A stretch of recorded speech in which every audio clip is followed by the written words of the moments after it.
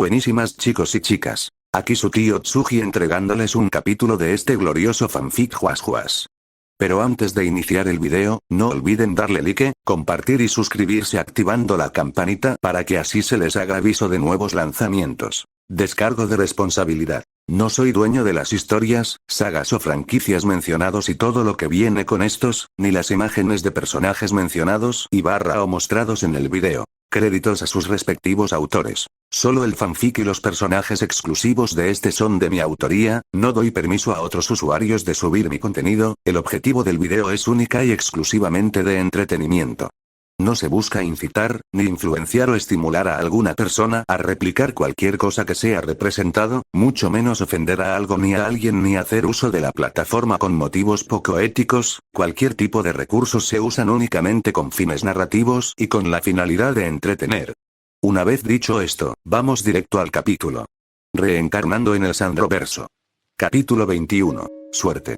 Después de haberse tomado distancia ambos peleadores repasaron los hechos inequívocos sobre sus oponentes, el saber que ambos tenían información del otro los hizo estar más alerta para el siguiente intercambio que estaba a punto de desatarse. Pero quien estaba más tranquilo entre los dos era Ichiryu, pues el que ambos peleadores presentaran pre-iniciativa ya lo esperaba, por lo que para él los dos estaban parejos en ese ámbito. Sin embargo, la pre-iniciativa no era la única carta de platino en su bolsillo. Su previsión trabajaba rápido y su predicción estaba a punto de surtir efecto, así que sin más tiempo que perder sería el peliblanco quien se lanzaría al ataque nuevamente extendiendo sus dedos y enviando su lanza del diablo hacia los puntos vitales de Atsumi, pero su intención no era asesina, lo único que buscaba era que Atsumi volviera a su clásico bloqueo de palma, teniendo éxito rápidamente ya que el Aikidoka nada mejor pudo hacer ante la mano de lanza de Ichiryu. Bloquearlo con el antebrazo como había hecho antes resultaría en lesiones que lo condenarían a la derrota. Sin embargo, Atsumi rápidamente sintió que había caído en una auténtica trampa cuando sus manos dolieron repentinamente, provocándole un sudor helado. Miró hacia abajo y vio los dedos de Ichiryu clavados en sus manos como garras, su sangre corría caliente fuera de sus venas. Sus manos se sintieron repentinamente adormecidas y ausentes. ¡No! Atsumi se alarmó y rápidamente intentó dar una patada frontal, el único contraataque que creía tener a la mano, pero eso también formaba parte de los planes del peliblanco, quien procedió a patear el pie de apoyo de Atsumi con una lanza del diablo de pie, dejándolo suspendido en el aire y su rostro de camino al suelo. No puede ser, Atsumi se lamentó en shock mientras su mente luchaba por procesar lo que acababa de suceder, sus manos estaban inequívocamente rotas, su muslo dolía y estaba completamente a merced del Boheiman. Todo había sucedido en un instante, cuando hasta hace unos segundos desde su perspectiva ambos estaban parejos, pero no fue así. Llegó a esa conclusión cuando poniendo todo su esfuerzo rodaría en el suelo una vez su cuerpo hizo impacto, y al recuperar el equilibrio notó el inmenso corte en su mejilla mientras veía el puño de Ichiryu firmemente clavado en el suelo. Vaya, lo esquivaste, Ichiryu habló con un tono ligeramente irritado, mientras evaluaba las heridas que se había logrado infligir en Atsumi, había roto sus manos y estas sangraban en gran cantidad, pero no estaba seguro de haberlas inhabilitado, contra un peleador no se sabe y todo el que merece ser llamado así tiene la tolerancia suficiente para aguantar huesos rotos. Por otro lado, su muslo herido es su mayor ventaja, pues fue la herida más precisa que alcanzó a dar, ahora su balance y equilibrio se verían afectados, y eso para una Aikidoka es en extremo contraproducente.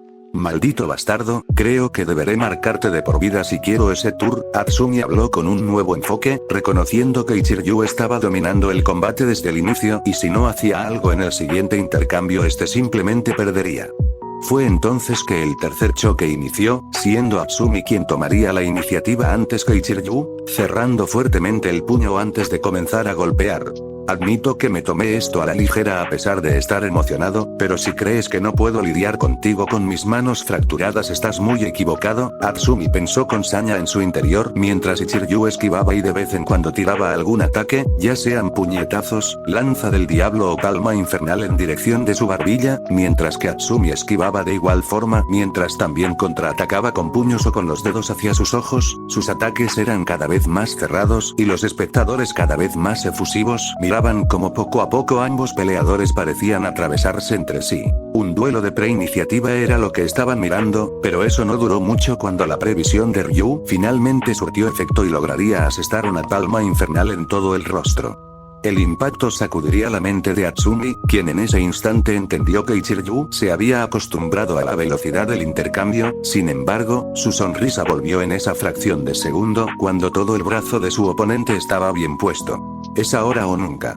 El Aikidoka rugió en su mente antes de dar un paso hacia adelante, con el rostro enrojecido de dolor, tomó del antebrazo al peliblanco con su mano derecha y de su keikoji con la izquierda, para entonces alzarlo en el aire, y dando media vuelta se dispuso a estrellarlo contra el suelo con cada fibra de su ser. Lanzamiento de 100 reuniones, estaba en marcha. Hideki Noji, por su parte, se había encontrado observando el combate desde el inicio. Su rostro inicialmente serio lentamente comenzó a tornarse serio y molesto mientras más veía a Ichiryu dominar a su mejor peleador disponible, reconociendo que su victoria en el torneo de aniquilación Kengan podría estar en severo peligro si Senatsumi realmente demostraba no tener lo necesario para lidiar con un solo rival, y no dudaba que los demás representantes de los retadores serían igual o más fuertes que el Goheiman.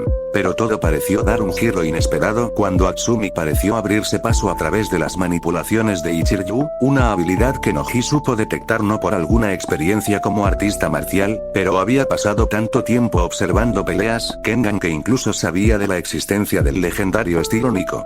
Fue por ello que su expresión cambió al instante a una sonrisa engreída mientras sus ojos registraban con una sensación de inminente victoria como Ichiryu era alzado en el aire, listo para enterrar la cabeza en el suelo. Sin embargo, esa sonrisa se borró de su rostro en un instante, siendo reemplazada por una mandíbula que rozaba el suelo y ojos tan abiertos que casi escapan de sus cuencas. ¿Cómo es esto posible? Noji casi perdió el aire al pronunciar esas palabras, pues no tenía sentido que Atsumi esté totalmente flácido en el suelo junto con Ichiryu. No pude ver lo que sucedió, no tiene sentido. Noji se negaba al aparente resultado de la pelea, pero desde el otro extremo de la sala Shinka y Yama junto con la multitud detrás de ella fruncieron los labios ya que sí habían presenciado la razón del resultado. Y Ana Paula por su lado ya se estaba acercando para comprobar el estado de los peleadores hasta que uno de ellos se movió. Ichiryu, quien parecía tener el brazo izquierdo magullado y la espalda adolorida, miró al inconsciente Atsumi con ojos intensos y enrojecidos. Bien hecho. Eres el primero en años que me obligó a usarlo. Ryu lo felicitó con una enorme sonrisa en su rostro detrás de su máscara maltratada, incluso tenía que mantenerla en su lugar con una mano para no dejar al descubierto su rostro. Vio a Ana Paula acercarse a comprobar el estado de Atsumi antes de levantarse y alzar sus manos en forma de X, fuera de combate. Ganador, Ichiryu. Ana declaró mientras el festejado ya se retiraba nuevamente al vestidor. Si no me hubieras dado la espalda, y si no hubiese activado mi demonio caído, habría estado en aprietos.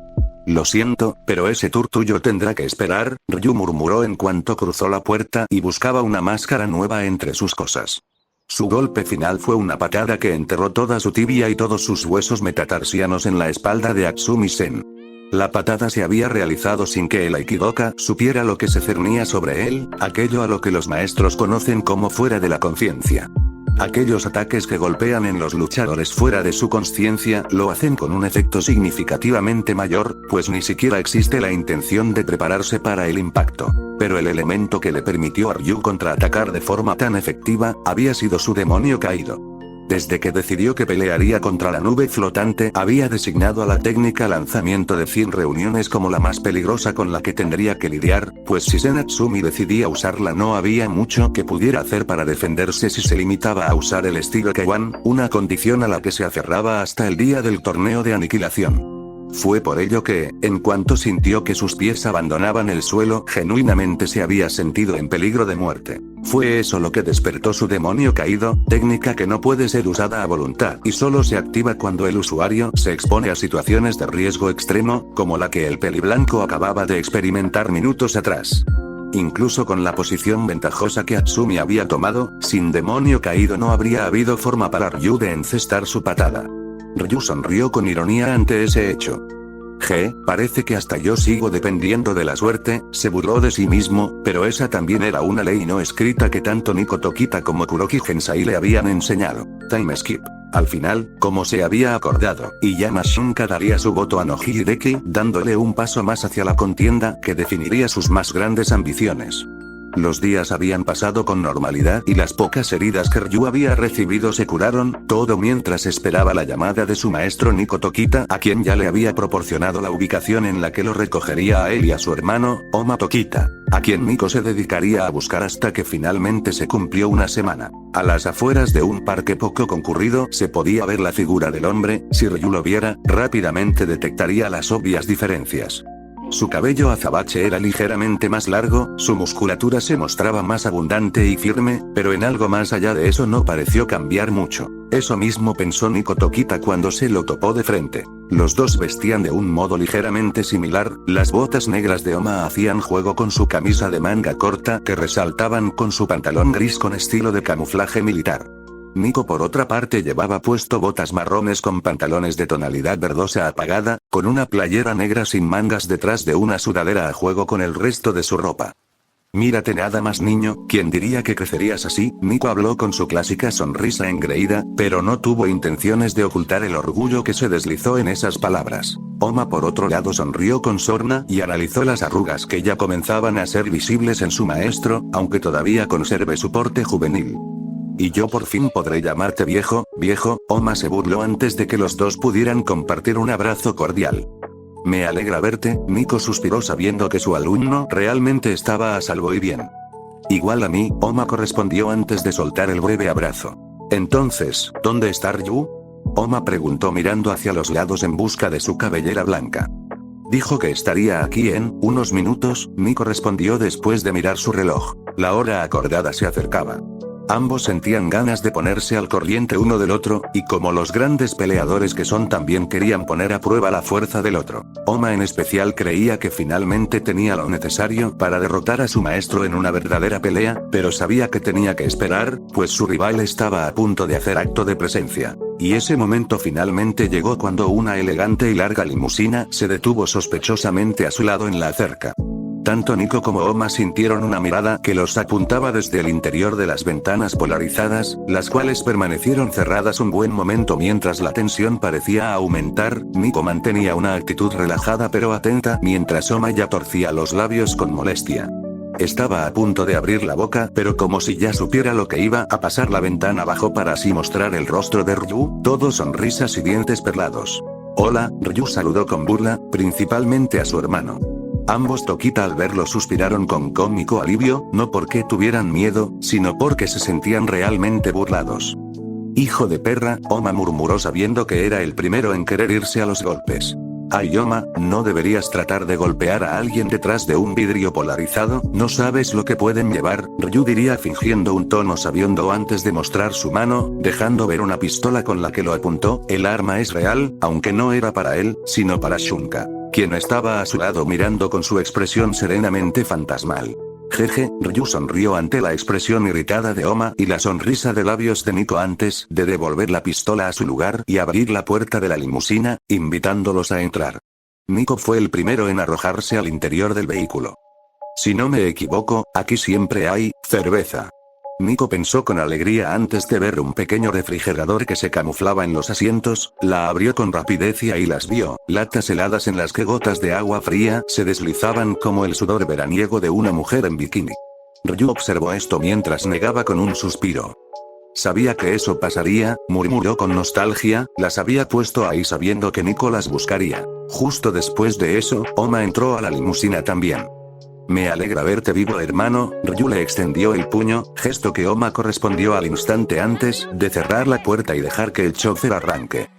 Tenemos mucho de qué hablar, pero antes, ella es Iyama Shunka, es mi novia, Ryu presentó a la mujer que se mantenía al margen hasta ahora y ella daría una pequeña reverencia en forma de saludo.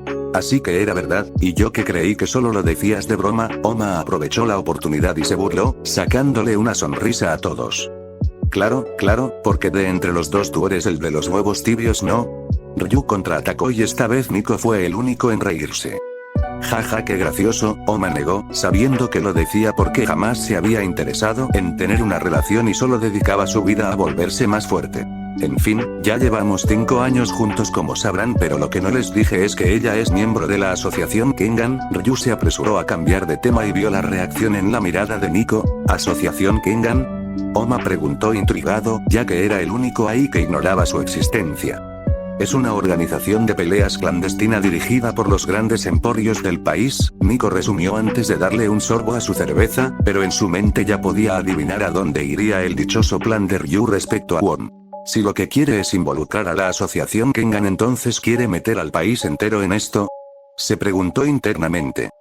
¿Con que una organización de peleas clandestinas? Creí que el acuerdo era no involucrarnos con esas cosas. Oma se cruzó de brazos con justas razones.